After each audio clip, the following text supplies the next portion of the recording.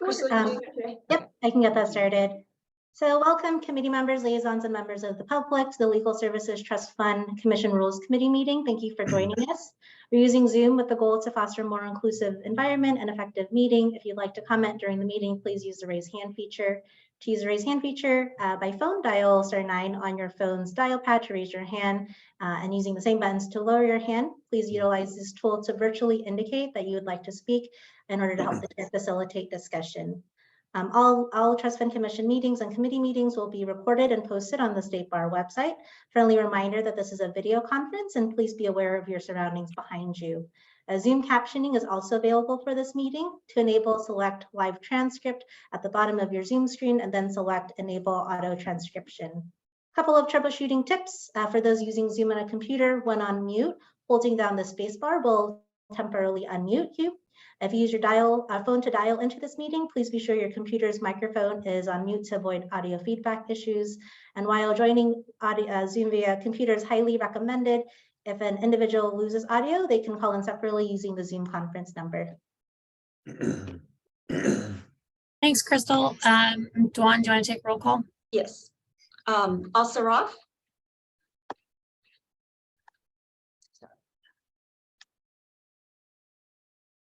Fightmaster.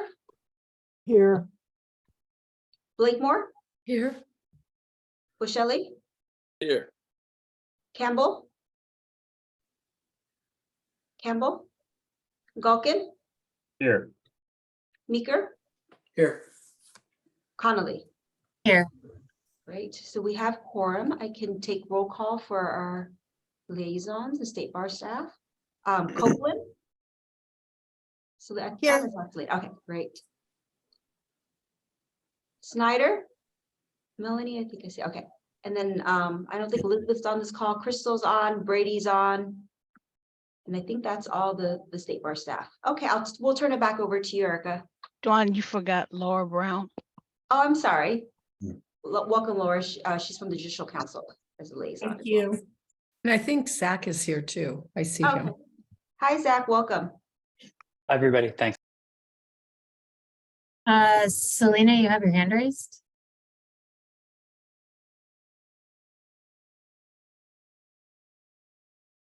I'm not sure if you're aware of it. I think you're still on mute. I'm not sure if you had a comment before we move on.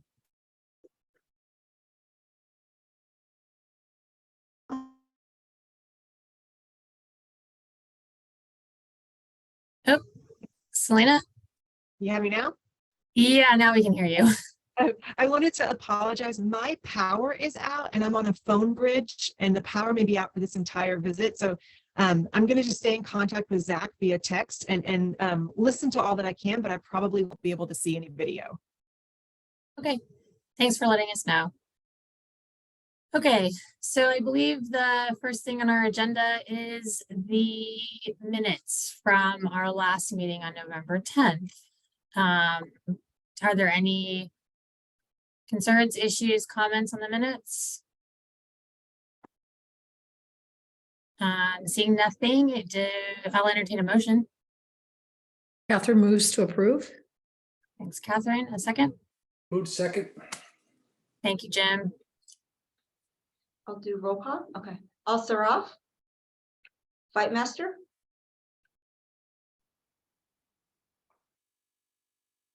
I wasn't here. There. You may vote if you choose to, like a vote of confidence. Even if you didn't attend, you can vote yes, but it's up to you. Yes. I'll vote yes. Blakemore. Yes. Bushelli. Yes. Campbell. Galkin. Yes. Meeker. Yes. Connolly. Yes. Motion passes. Great. Okay, so now we're going to move to agenda item 4, our discussion and action items. And the first thing is with regard to our 2023 Rules Committee work plan. And Dwan, I believe that is for you. Yeah, I just wanted to share with you some updates from some of the committees, and we had to rework the work plan a little bit. And I'll share my screen a little bit with the red line edits. And then, you know, if you're not comfortable with it, we can move things around again. But and then I can send out a final draft after. Let me share my screen.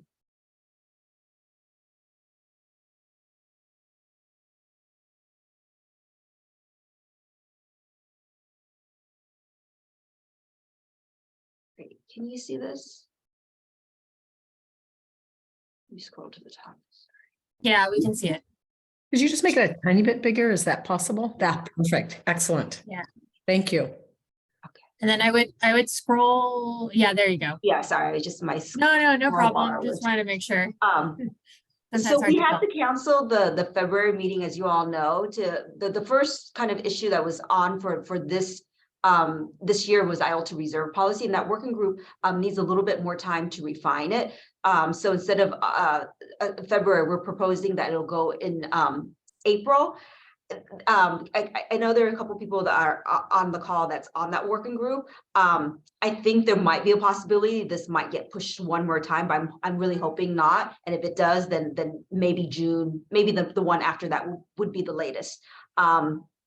Catherine, I don't know what your sense is, but I did talk to Erica. I know she has a draft coming back out to the working group soon. And then it really kind of depends on whether we want to tweak more or meet more, but we will strive for April, but we can't guarantee you, is my sense, right? I think we've made really good progress and we've had really good discussions and the staff has been doing terrific work. So fingers crossed.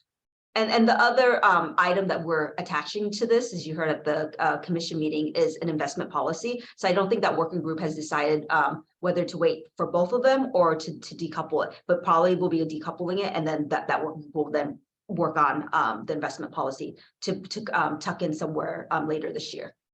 And we'll bring back that once that working group decides on a date, then we can tuck it into one of these other meetings. So today, as you all know, we're going to, Crystal and the working group is going to present on the RFP review process. One thing I wanted to bring to your attention is we had a working group that was formed that started last year that was the focus was going to be to kind of codify how we run the IOLTA formula, but the fiscal team, there's also a fiscal working group that Erica and Jason are on.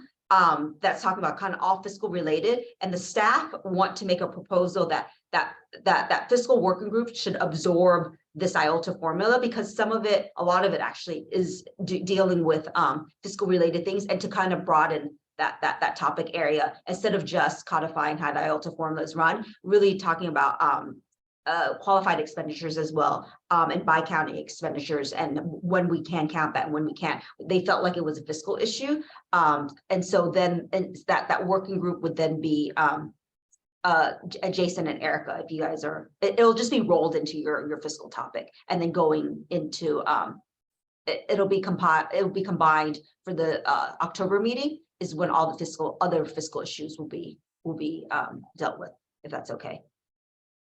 So John, just one, so the qualified expenditures seem to me to connect to the work that was done around the definition of civil legal services. So it's not a what counts as qualified expenditures, but Crystal, do you want to kind of elaborate it's really on fine. that? I just wanted to make sure that. Yeah, it wasn't like how to define it. It was okay. It's related to sort of the fiscal component on how qualified expenditures are calculated. So there's different fiscal related issues that we've identified, and the working group will convene later this week. But it's that component, not necessarily not to overlap necessarily with that other topic of definition of civil legal services. And then one more question for the committee. So last year when we went to bundle all the topics, we inadvertently left out pass-through funds and exchange funds. That was one of the last topics to be discussed at the commission level before it went to the board. And I personally forgot to put it in there, and Erica Connolly pointed it out for me. This actually might work to our benefit though, because I went back and I looked at that memo, and we also sent it to, I think, Erica, we sent it to you, and there was another working group that was interested in hearing it. You know, that the final, I think, iteration of it is good, but I do think it could use a little bit more work to clarify certain things. That's how I felt. And Erica, you might have some thoughts on this, but because it didn't go back out to the Board of Trustees for public comment, we could take one more stab at it, or we just send it out to public comment. I don't know if folks have thoughts on it.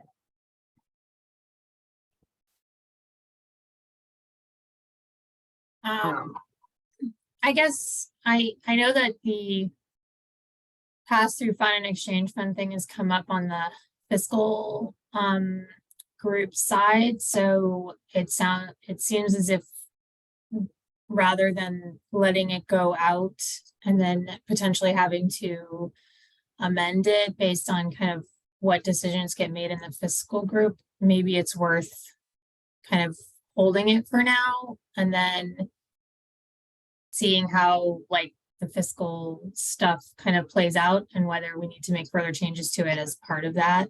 That would be my suggestion. But I also know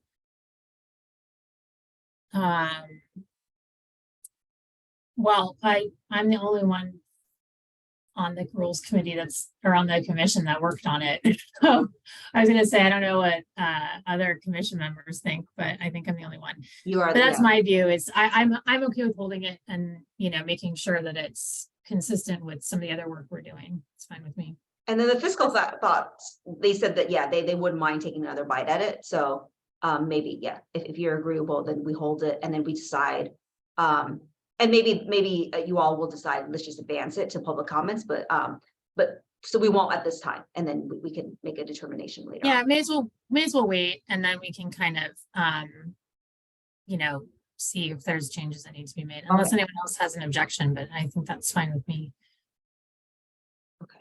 And then the only other change is, you know, Amin, Erica, and I both worked on this functional matrix issue, and we reworked the functional matrix itself, and then we asked each of the respective committees to come up with kind of a definition or a summary of their respective committees. So most of that is done, but we do have a couple other committees that's been added since then. So I want to ask you all if it's okay to kind of delay this topic a little bit until August to give those new committees time to kind of draft up something, and then we'll take a high level, one more soup at it. It'll go back to the rules committee and then to the commission. So those are all my proposed changes. We don't need to take a vote. It's just if anybody has like feedback or opposition. This is just a guiding document for us. Great. So I'll clean this up and then I'll send it out to everyone. Yeah, I will just say, like, thank you all to all of the committee members for all of your hard work on all this stuff. I'm really excited that we got our first set of rules passed. And I think I appreciated, you know, I think a meeting or two ago, Catherine had, you know, pointed out that we should be doing our public comment ourselves and then it going up to the board, and we've changed that procedure. So that's really exciting. And so I'm really, really like happy with, you know, the things that we're doing, and really, really grateful to all of you for putting in a lot of effort to kind of give the commission some good infrastructure and bones for us to kind of continue to do our work. So thank you all. Okay, sorry. I guess the next thing we have is the RFP, speaking of our RFP review and development process. So I think that's Crystal, Jim, Amin, and Eric. So I'm not sure who's going to take the lead on that, but I'll turn it over to you guys. Thank you. So as Erica mentioned, working group members include Amin, Eric, and Jim. I see Eric and Jim are at the meeting today. I will provide an overview and feel free to chime in if you'd like to supplement based on our working group discussions and on the proposal. Let me share the full slide, 1 second. Okay, so just a reminder, this topic was, I believe, visited almost 2 years ago. And at that point, it was a very different landscape. For this topic, I think there was contemplation of whether a scoring rubric should be used. We had a couple of discretionary grants who utilized that structure. A lot has changed since then. So the working group took this opportunity to sort of update its recommendations, integrate current processes for the discretionary grants that have been administered since that time frame. And that's how the memo was laid out. Just sort of thinking about this issue and the codification issues related, it was whether a standard scoring rubric approach should be utilized for all future competitive discretionary grants, whether overlapping and scoring categories should be streamlined, and whether a standard application review process should be adopted for all competitive discretionary grants. Just a reminder of the governing authorities, Business and Professions Code section 6210 to 6228, Safe Harbor rules and appendices. One thing to note for the competitive discretionary grants, they really do have varying authorities that enable the funding opportunities and therefore different eligibility requirements. So this analysis and this table is also in the memo, just giving a sort of big picture breakdown when you compare the formula versus discretionary grants. And a couple things to note.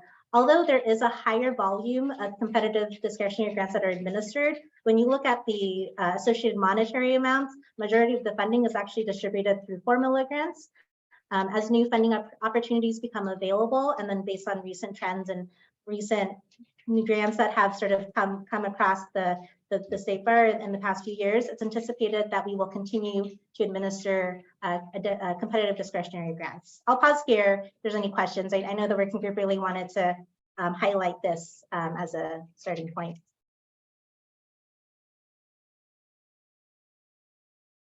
Okay. And then just going over the purpose of the scoring rubric and its benefits, a couple of things: providing transparency for applicants and aim for equitable and consistent review of applications.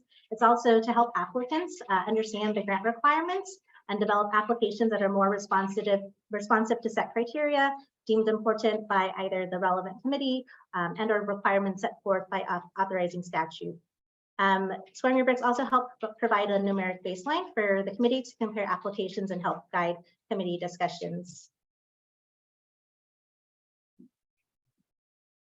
And so in the memo, it was relatively extensive. We didn't necessarily have a mechanism that captured the review processes for our discretionary grants, and that's what the memo serves to do. So these slides that I'll present are sort of the summary charts that are also in the memo. But we took a look in terms of who had delegated authority, what that review process looked like, what did the scoring rubrics look like. And so a couple of the slides I'll present are the delegated committees and the grant purpose. And you can see from 2020 to 2023, we had a good number of those grants, bank grants, partnership grants, HP, Cal HFA, consumer debt, PLL, and the law school fellowship grants. One common theme across is that all the discretionary grants were overseen by a Legal Services Trust Fund Commission Committee, who are delegated responsibility to review, score, and determine funding recommendations.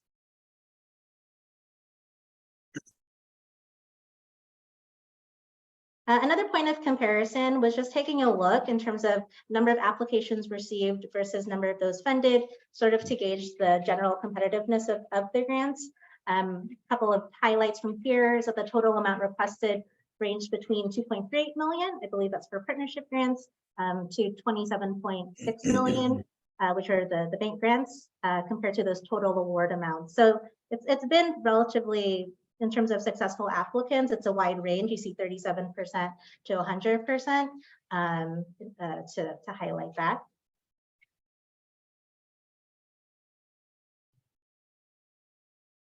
Okay, and then just in terms of the review teams and who in the committee who was charged with reviewing the applications and making scoring the rubric according to the application submitted. Again, looking at those same grants from 2020 to 2023, you can see there's some sort of composition of both the review team, committee members, and staff. One exception were the PLL grants, where the committee opted to have the review team comprised of all staff. And I think that was by function of a very expedited timeline around that particular funding opportunity. And then this is probably the bulk of it. This is one of the largest graphics and tables in the memo, but it's taking a look at all of the scoring rubrics and those associated point categories just for an overview. One takeaway from this is that the rubric categories have really varied across the board, as have point allocations. So what that boils down to is the recommendations from the working group The working group proposes a general scoring rubric framework for future discretionary grants. This is based upon the rubrics that have been successful in past grant administrations. Future committees would maintain discretion, and then depending on the circumstances, again, understanding the need for flexibility, they would have discretion to modify and develop the grant. The baseline recommendation is that scoring rubrics be used for all competitive discretionary grants, but in terms of the details of what those grants would entail, that is flexible, and the working group felt that would be the most appropriate given sort of the different statutes and the different requirements that we've seen in the grant so far. Jim. Yeah, I just wanted to add one other observation that occurred during the HP3 grants. I know not only did we have an initial calibration, but then after all the scoring, since not all the grants would have been funded under HP3, unlike HP4, the scoring team came back to the committee with 3 different grants that we had some disagreement on how to score to get full committee input on those 3 before we had the final total scores. Thanks, Jim. And so the reason why I presented the framework across the grants is while the recommendation that we're proposing to move forward is that the scoring rubric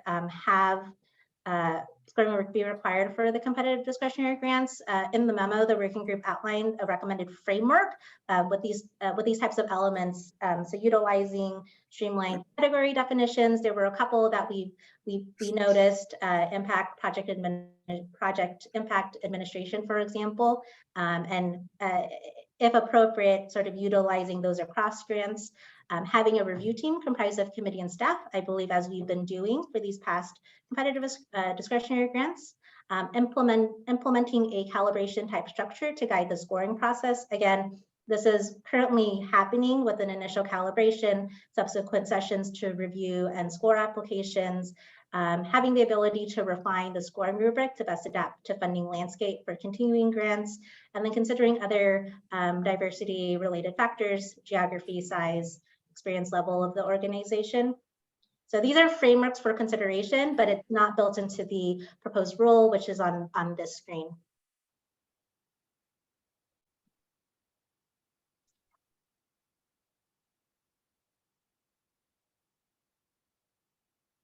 So if approved, this would be a new section under Rule 3.680, Section F. And so this would be entirely new section, again, highlighting that the scoring rubric would be required for competitive discretionary grants, but still noting that flexibility for selection criteria, point allocations, and the implementation of the scoring rubric will be at the discretion of the Legal Services Trust Fund Commission. Eric, Jim, and I don't know if there's anything to add, sort of a rehash of what we talked about. There's been a lot more updates, so it felt pretty comfortable to move forward with present this recommendation today. Thank you, I have nothing to add. Sorry, Erica, what was that? Oh, no, I was just going to invite any questions, comments, or discussion. Thank you for the great presentation, by the way. I had some thoughts if nobody else Please. wants to jump in first. Okay. I really like this. I think the rubric is a really helpful instrument. One question I have is it possible, or is there any way to include a feedback mechanism? Oh, Selena made it with video. A feedback mechanism. Whenever we have a document like a rubric where we're using it, it feels like it's something where we might want to come back to it every couple of years and say, is this still advancing the goals of the funding authority and still advancing our mission to advance access to justice?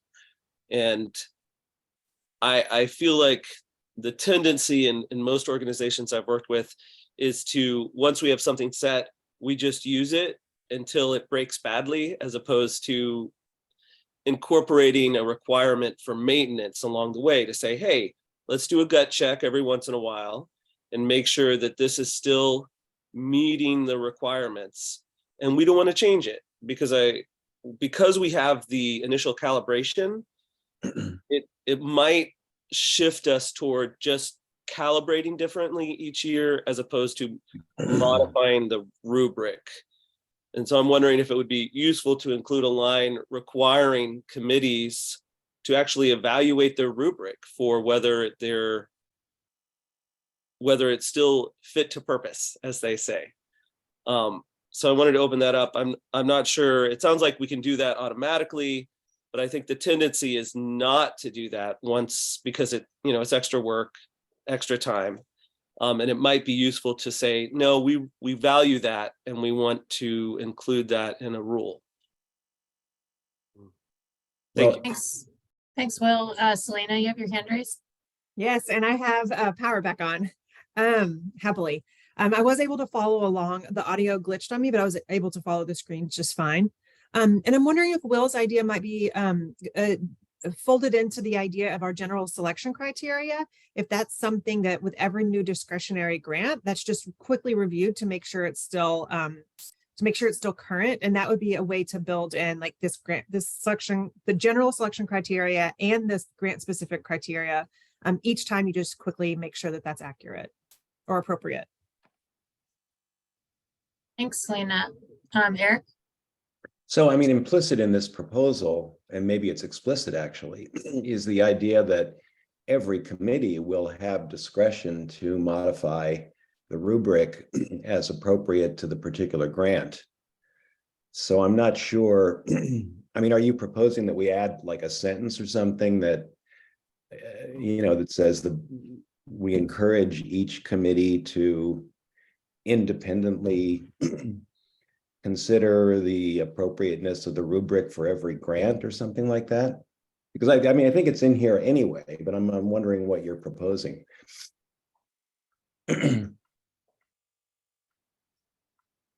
I'll wait for Catherine and then respond again. Okay, sure, Catherine, and then we'll come back to you to respond. Yeah, I'm actually I had maybe a different question. So, I mean, I'm happy to ask now, but maybe we'd finish this and then. Sure. So Will, did you want to respond to Eric's point? Yeah, I guess I feel like not for each individual grantee, but yes, I would want to make it explicit that every couple of years the committee or the commission, however it should be phrased, evaluates, is the rubric still accurate, still doing the job that we're asking it to do, and still accomplishing those goals. So creating a feedback mechanism. We go through the process of the committee uses the rubric, and then afterwards they say, oh, do we want to make changes, right? And I know that we can, and I think it is implicit, as you say, we can make changes, we can propose changes. I think that the momentum of how we work is towards, well, that's going to open a whole can of worms and we don't want to. And so it's easier to just leave it alone as opposed to saying, no, you guys should look at whether it did its job as well. Does that make sense, Eric? And so yes, adding some line saying every couple of years they should. Sorry, just for my clarification, do you mean the existence of a rubric at all, or are you assuming that a particular committee will use the same rubric year after year and therefore should reevaluate it every couple of years? The latter, yes. The same rubric. If I could interject, just for like process and how we've usually, the scoring rubrics are used year after year at the beginning of each grant term. So I think that already happens because we don't have an assumed rubric that will apply year after year. It needs to get approved each new year. I think we went through this exercise for partnership grants, which is why we adjusted funding priorities. HP also did the same because they made adjustments between HP2 and HP3. But just wanted to check, I know there's a couple of hands raised, but I can't find it on my screen currently. So apologies for cutting the line. Oh, I interpreted it as we would be adopting a rubric and then it would be used year after year without further evaluation. But you're saying that is an incorrect interpretation. Crystal? Yes. Okay. It's I the just use wanted of, it's the use of one, but in terms of when it's administered, it's still, the commission will still needs to approve it, which they do currently for all of our discretionary grants. Oh, and that's on an annual basis. Annual or the start of the grant term, so. each Okay, report- all right, then I think that absolutely addresses my concern, that we have that moment for feedback and reflection. So, sorry, gang, I didn't realize that was the process across the board. Thank you. Thanks. Thanks for the clarification and for raising that point. Well, because that is a good one that we should not get stuck in stuff. Catherine. So I understand this motion to be that we're going to codify the use of a scoring rubric, but it Mhm. seems like we're not codifying sort of any common elements of what would be in that scoring rubric. And I actually feel as though the topic areas are the right ones for a scoring rubric. Like, is there a time when we wouldn't want to know about impact, administration, and evaluation? And should those always be components of the scoring rubric, even though how the specific criteria about impact might be different, but you're still going to know that this grant is making right? People have to speak to the impact. People have to speak to how they're going to administer it, and people have to speak to how they're going to evaluate it. So I guess I'm I'm just not understanding why we're not being a bit more prescriptive to say the scoring rubric will include the following elements and anything else, any other specific considerations, right? Because those seem like basics to me, and sort of it seems like it would help the consistency. And then my other comment, just briefly, is there was that nice other considerations about considering evaluating the diversity of applicants as part of the review, geographic distribution, experience level, and size. Is there a reason we don't want to say that the committee should do those things? Those seem, again, important to have everybody think about as a piece of its evaluation of a set of grants. So I guess I'm just suggesting a mechanism to have a bit more consistency in the rule about what's going to be looked at. Thanks, Catherine. Jim, I'll let you go, and then Jason, and then if there's thoughts on responding to Catherine's views, please feel free as well.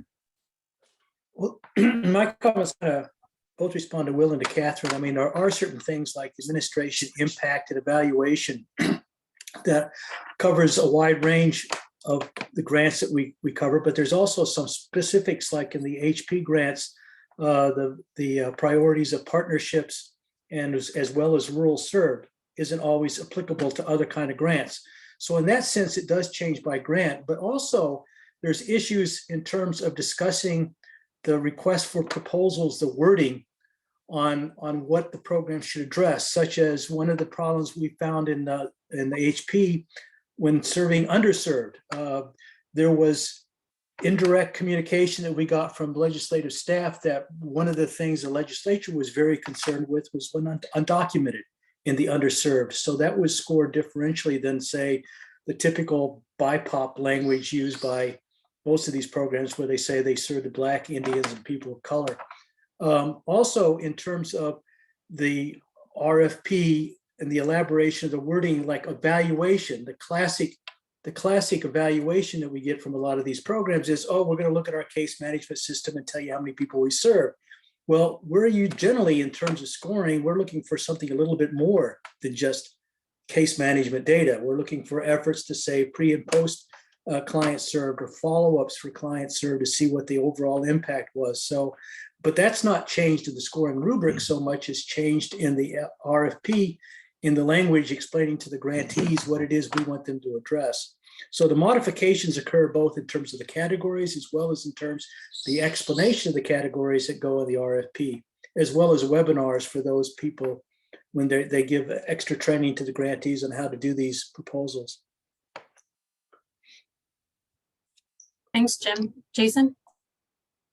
So because we're talking about rules, I'll be somewhat pedantic about it, but to kind of Catherine and James's point, if the rule is not to prescribe certain aspects of the scoring rubric, that sentence that says it may consist of should be deleted entirely, because it serves no purpose other than to suggest things, but it's a rule. So compliance is optional. So then it's not really doing anything as a rule, and that isn't also served by the subsequent sentence. So it doesn't necessarily, I don't have a dog in the fight as to one way or the other. I kind of hear Catherine's point, but about having that consistency. But if the desire is to go the other direction, then I would say, the discretion is at the commission level and delete the suggestion line in the prior sentence. Thanks, Jason. Dawn and then Eric. Yeah, I can respond to that because I was part of those conversations with the working group. I think they did go back and forth on whether, because there was another recommendation originally that let's just codify certain categories, and then they went the other direction, is to tuck it into the memo. And we've done that when it was like not a rule, but some guidance for other topics. But because they felt strongly that these categories should be considered and probably adopted unless there's a compelling reason not to, they wanted to put it into the rule. That was my my recollection. So if somebody else on the working group has a different recollection, I please would share. say if that were the case, then I would rephrase to the scoring rubric should absent a compelling reason, blah, blah, blah, because then the variations have to demonstrate we're not doing this because blah, blah, blah, like to James's point, like explaining why it's unique. Yeah. And maybe that's the distinction, but I look at May and say, well, that's optional, so I don't have to. Yeah, no, I think that's a good suggestion. Thanks, Eric, and then Catherine. Yeah, I agree with Jason's comment and Catherine's as well, I guess. Maybe we could say will generally, as Jason suggested, or should presumptively consist or something like that. But we could say will consist. But to me, I wouldn't favor that. So I would be in favor of making it a little more prescriptive. If we're pretty convinced that impact, administration, and evaluation are going to be features of pretty much all of our grants. Catherine?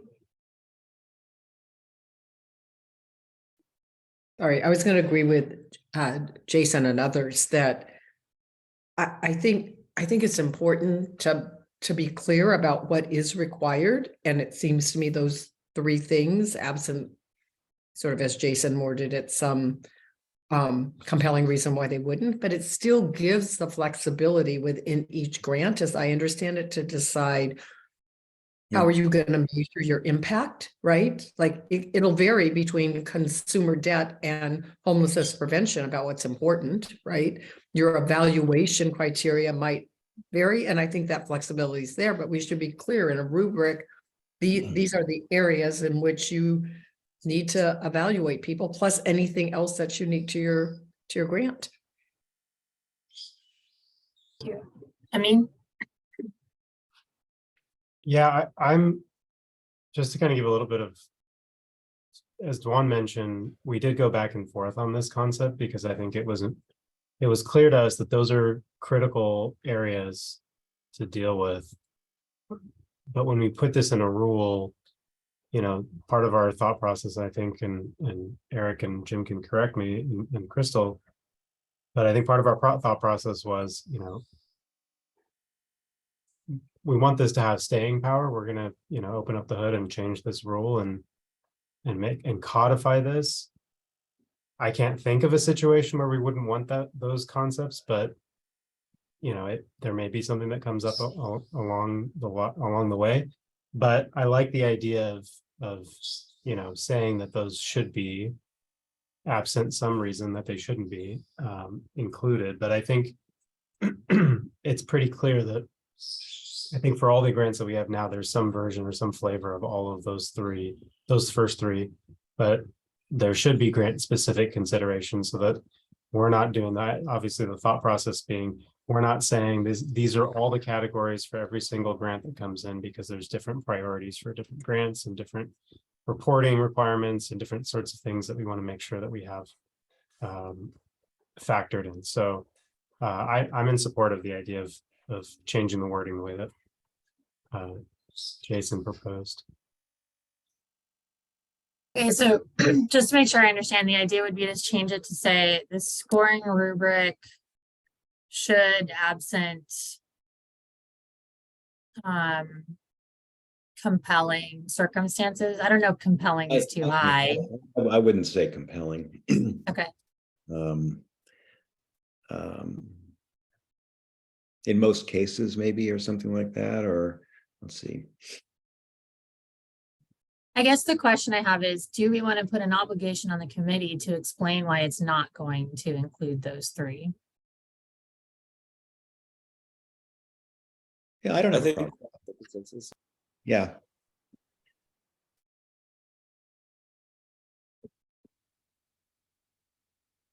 I mean, we could just say, should, absent an explanation, consist of blah, blah, blah. I don't know, I'm kind of wordsmithing on the fly, yeah. but How about just should? well, I think it would be, if we're going to make it a little more prescriptive, I think it would benefit Hmm. the committees to understand when what, if anything, they have to do if they're not going to use these three criteria. That's my only suggestion. My inner rule breaker gets excited at should. Because I'm like, well, I guess I don't have to, right? Like, for the same reasons. But I like the explanation, because I think if we know these things are important and they're going to be consistently relevant, then having them put in the rubric or explain somewhere to some degree why they're choosing to use different criteria or different elements which capture the essence of those issues in other ways. I think it's fair to be expected to explain it. And put it in writing. That way you're lending a little bit more to the transparency when someone's looking at the rubric, right? They're not going to look at the rule and then say like, well, it says you should have these things, but you don't. And they don't have to ask why, because there's an explanation. Go on. With this new redrafting, do we need the such as? Because these are just the three that you guys, like, we're all in agreement on. Mhm. Yeah, I would take out the such as. Do we need general? Anywhere consist of general selection criteria?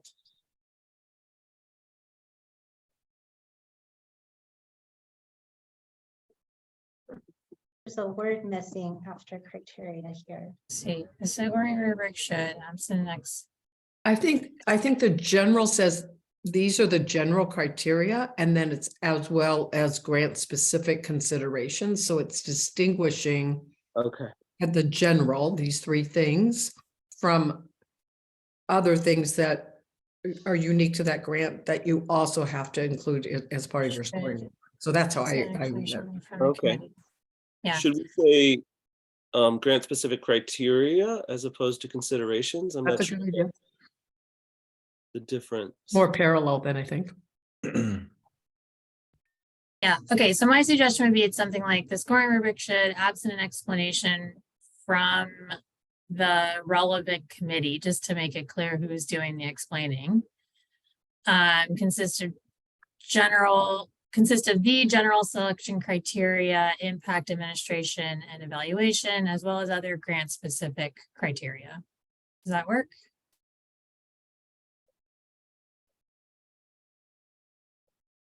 Is it a dash or a? I can work with, oh, Are all grants done by committee? As That's opposed a good to point. Group? From the relevant. like planning grants weren't done by a committee. That was Right, delegated to right. staff, but that didn't have a score, like, it's not, Yeah. I just want to make it clear where the Yeah. explanation is supposed to come Yeah. from. That's all. Like, we don't Yeah. have to necessarily committee, but just the responsible group. Sorry. And Louise, you have your hand up. Yeah, minor comment. I was gonna say, you put in a dash there under criteria. There should be a comma, I think, at the beginning and end of that, impact, administration, and evaluation. Comma? Yeah. Okay, well. thank you. Should have an explanation from the relevant grading body, Grant making group or something, or grant selection. group. administration selection group or administration group. Yeah. Can we Well, just say should it body? should it just be the commission and then, Yeah, I was gonna say that, isn't it Commission. just the commission? Because either we have to get Yeah. it Oh, approved. yeah. Oh, and then the commission sort of delegates authority? So like ultimately this gets approved by the commission, but perfect. Right. Because every rubric gets approved by the commission before right. the analysis, correct? Mhm. Okay. Yes. I would also put a comma after evaluation.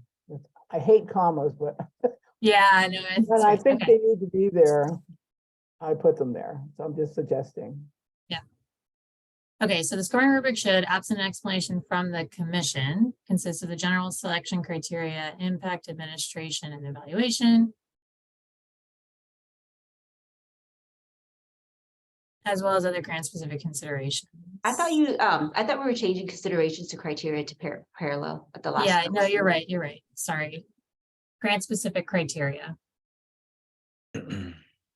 Thanks, Crystal. Sorry to Thank make you. you kind of secretariat here. Okay. Catherine, Oh, I'm trying to eat my lunch and I didn't think you all wanted to hear me do that, so sorry. Anyway, the other considerations that I think are important around the diversity of applicants, including geographic, whether it's, I guess, how would a committee know that they're supposed to do that? So all of you that were on this working group decided it was important that committees consider evaluating the diversity of applicants. So if that's not part of this rule, how do people learn that that's an important consideration? Dwan, I could take a stab at it, and then if you wanted to chime in. So all of these categories of the framework is actually is outlined in the memo. So I think the thought was, although the rule is relatively contained, all of the analysis and all of the framework would be captured in the memo. So it gives an explanation. So I think the thought was a committee who is starting off and developing a rubric would refer to the memo, see sort of best practices, and then sort of create their scoring rubric based on those considerations. Duan, is that correct? I think that's what we wanted to have the memo function as a reference, as a guide. I sort of wonder whether there's, related to Catherine's point, and maybe this doesn't need to be like a formal thing, but if there's a way to take the broader recommendations and kind of turn them into like a best practices manual for committees, or something that we sort of know is like, I understand that the memo it captures that, but it's also like 566 pages. So, which I understand is a lot of other stuff, but it might be worth kind of creating like a pamphlet or something that can kind of quickly go to each committee. Just a suggestion to throw out. Dwan? Yeah, I think that's a good idea. In the definition of legal services working group, Catherine was on there. We did a chart for the programs because that memo was really lengthy and also complicated. So I think like a chart or a pamphlet, something as a corollary that will be included here, and then we circulate it to the committee. I think that's helpful. And then I don't know whether we need to like formally codify that, if it's guidance that we would need to put out for, public comment or whatever. I don't know, but I just think that might be simple way to do it. And we could include it on any committee agenda. Like Well, as you can include materials. it in the next iteration of the memo that goes even to the commission. It'll just follow all these memos, and then once there's a committee that you can pull that out and just circulate that to the committee. Right, yeah, it could be just part of the like authorities that are part of the sort of packet for a particular committee that's going through selecting a rubric, et cetera. Yeah. Cool. So I'm just interested in having that along with the other things sort of highlighted as something the committee's gonna think about doing. So that seems fine. Yeah. Any other edits to the rule? Did we get the thumbs up from Brady on our on the fly editing?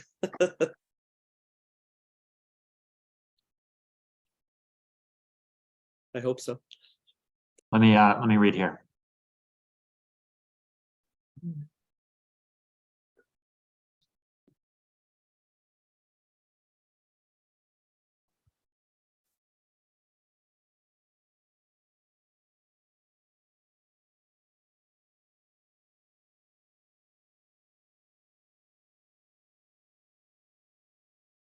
Looks good. Great. And unfortunately, we will, it'll go up to the commission, it'll go out for public comments. So we will have opportunities if there's feedback to make iterations if we need to, but thank you guys so much. So should we, if we're at a point where we've agreed on the language and what it says, are we at a point where we can entertain a motion to approve this? So we're recommending this to the commission. Is that what we're doing? Yeah. Yes. I will move. I will second. Great, thank you both. Do I roll will- call? Oh, sorry, Crystal, did you? I just want to note, just confirm, because if this is the resolution language, that it's consistent with the rule changes that we made, should just parallel, I'll just parallel and copy and paste what was made here into the resolution for the minutes. Does that work? Mhm. My Yes. motion is for the text in red that we edited. Okay, great. Thank you. Okay, I'll do roll call. Alsaroff, Yes. Fightmaster, Yes, Blakemore, Yes. Boschelli, Yes. Campbell, Galkin, Yes. Meeker, yes. Connolly, Yes. motion passes. Great. Thank you to the working group and the staff. This is a great kind of combination of giving some structure while also maintaining a lot of flexibility. So really appreciate all the thoughtfulness in this and the good discussion. And I was grateful not to have to read the 500 pages of attachments. It was a large amount. I started to print it and I'm like, whoa, whoa, whoa, what is this 500? Oh my God. So thank you to all of you who looked at all of that and summarized it in 14. Very appreciative. Okay, well, with that, I think we have our last agenda item, which is an update on the reserve policy, the IOLTA reserve policy Yeah. working group. And I don't actually have much more of an update than what I provided earlier, is that working group has been working hard on our recommendations. They've gone to the drawing board a few times, but I think we're really close. We need to fine tune it. And so hopefully in April it'll go, if not, then in June. Great. And Okay. Catherine and Selena, I don't know if there's anything you would like to highlight or add in particular, but. I extend my gratitude on you guys tackling that. That's a tough policy. So appreciate you guys working hard on it. Great. Well, Dawn, is there anything else that we need to cover? Very Oh, look at efficient that. meeting. 2 hours ahead of time. Mark this moment in time. Yeah, great job. I'm sure all of our meetings will just zip through. We'll be all super happy with all of the rule results. All right. Yeah, Selena, go ahead. Just an FYI, I'm going to be out this summer on my sabbatical. And so Zach and I work really closely together on all of the rules revision issues. So if there's any piece that needs input from our community, Zach is a great point person, and there'll be full coverage while I'm out, don't worry, but